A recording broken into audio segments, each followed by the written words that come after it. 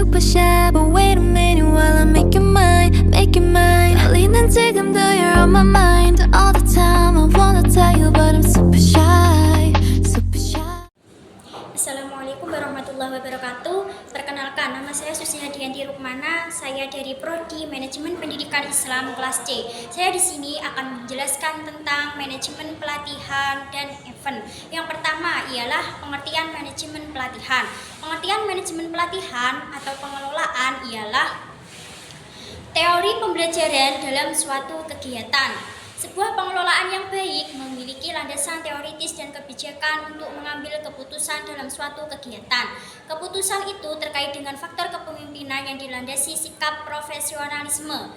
Pemimpin yang ideal adalah pemimpin yang memiliki kemandirian, otonomi dalam pengambilan keputusan profesional menurut Sentos 1984. Untuk memahami lebih mendalam tentang manajemen pelatihan, berikut ada beberapa pengertian menurut beberapa ahli. Yang pertama ialah Lembaga Administrasi Negara tahun 1994. Pendidikan dan pelatihan jabatan pegawai negeri yang selanjutnya disebut pendidikan dan pelatihan diktat adalah penyelenggaraan proses belajar mengajar dalam rangka meningkatkan kemampuan pegawai negeri sipil dan melaksanakan jabatannya. Yang kedua ialah Kamus Istilah Manajemen 1904. Pelatihan adalah bimbingan yang diberikan oleh instruktur untuk meningkatkan keterampilan dan pengetahuan melalui penyelesaian tugas dan latihan. Yang ketiga ialah menurut Robert L. Craig 1996. Pendidikan dan pelatihan adalah pengalihan pengetahuan dan keterampilan dari seseorang kepada orang lain. Selanjutnya saya akan membahas tentang tujuan pendidikan dan pelatihan. Berikut beberapa tujuan pendidikan dan pelatihan. Yang pertama ialah meningkatkan kesetiaan dan ketaatan PNS kepada Pancasila, UUD 1945, negara dan pemerintahan Republik Indonesia. Yang kedua ialah menanamkan kesamaan pola pikir yang dinamis dan bernalar agar memiliki wawasan yang komprehensif untuk melaksanakan tugas umum pemerintah dan pembangunan. Dan yang ketiga ialah memantapkan semangat pengabdian yang berorientasi kepada pelayanan, pengayoman, dan pengembangan partisipasi masyarakat. Dan yang terakhir ialah meningkatkan pengetahuan, keahlian, dan atau keterampilan serta pembentukan sedini mungkin kepribadian pegawai. Di sini akan menjelaskan tentang prinsip pelatihan. Yang pertama ialah perbedaan individu. Maksudnya latihan harus disadari adanya perbedaan potensi dari setiap peserta. Yang kedua ialah motivasi. Maksudnya pelatihan harus didasari oleh semangat dari para peserta. Yang ketiga ialah partisipasi yang aktif. Maksudnya peserta harus diberikan dorongan agar aktif dalam acara. Selanjutnya ialah landasan pelatihan. Yang pertama ialah landasan filosofis pelatihan. Maksudnya pelatihan didasarkan pada nilai yang diakui organisasi atau masyarakat. Yang kedua ialah landasan humanistik. Artinya pelatihan yang menitik beratkan pada kebebasan, nilai-nilai, kebaikan, harga diri, dan kepribadian yang utuh. Yang ketiga ialah jenis pelatihan. Yang pertama skill training, maksudnya menilai kebutuhan dan kekurangan, kemudian diidentifikasi melalui penilaian yang teliti. Yang kedua ialah retraining, artinya memberikan keahlian yang dibutuhkan oleh karyawan untuk menghadapi tuntunan kerja.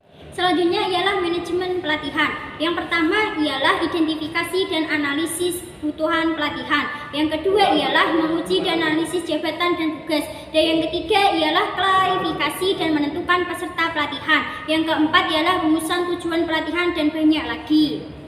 Selanjutnya di sini saya akan menjelaskan tentang manajemen event. Apakah kalian sudah tahu apakah manajemen event itu? Kalau belum, mari kita belajar bersama-sama.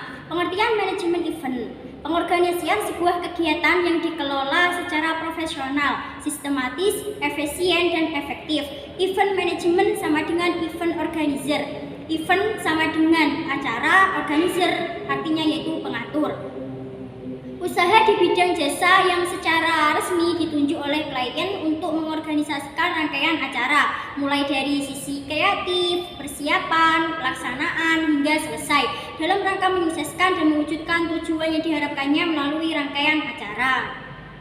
Di sini saya akan menjelaskan tentang tujuan event. Tujuan event itu ada 4, yaitu yang pertama adalah pengalaman dan keahlian, yang kedua ialah hemat waktu dan biaya, yang ketiga ialah berorientasi pada detail, dan yang terakhir ialah kreativitas. Selanjutnya di sini saya akan menjelaskan tentang karakteristik manajemen event.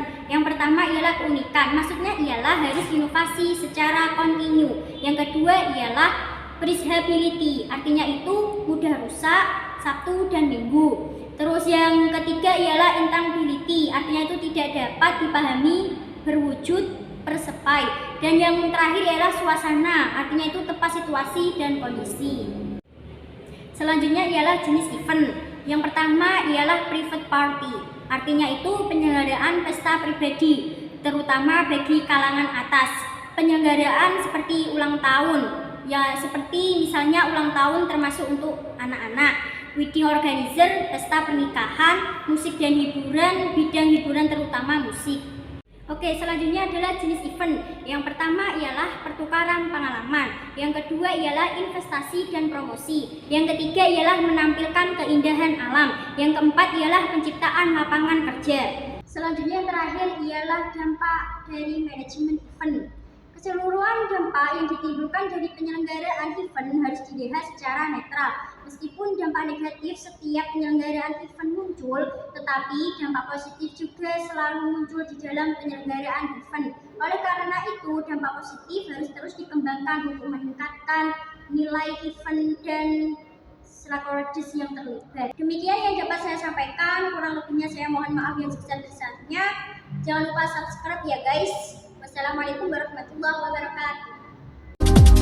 You don't even